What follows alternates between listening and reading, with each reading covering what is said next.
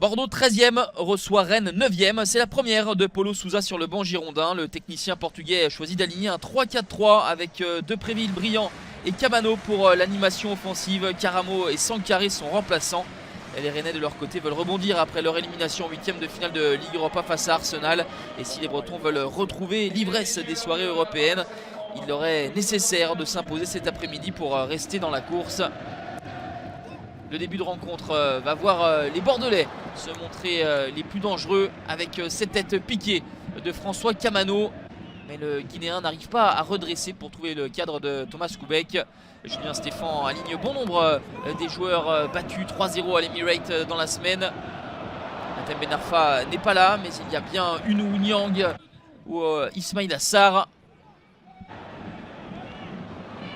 Bordeaux montre un visage conquérant dans cette première période et les Rennais essayent de récupérer les ballons plus haut et tenter leur chance de loin à l'image de cette frappe d'Mbaye Niang qui a été détournée par le bras de Pablo de manière involontaire.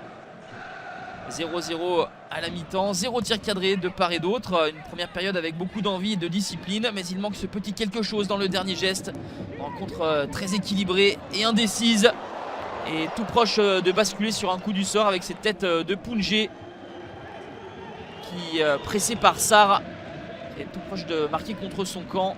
Le ballon touche le sommet de la barre transversale de Benoît Costil.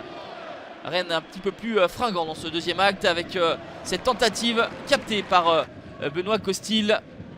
Lui qui a passé de nombreuses saisons avec le Stade Rennais. Et finalement, c'est Bordeaux qui n'était pas forcément dans son temps fort qui va ouvrir le score. À l'heure de jeu, François Camano à la réception de ce centre. Et cette tête déviée de Depréville s'y prend à deux fois pour tromper Thomas Koubek. 9e but pour Camano, lui qui n'avait plus marqué depuis près de 3 mois, 10 matchs sans trouver le chemin des filets. Et au final, c'est Rennes qui va égaliser dans les arrêts de jeu par l'intermédiaire d'Mbaye Niang. 6e réalisation du Sénégalais. Bien placé pour conclure cet énorme cafouillage.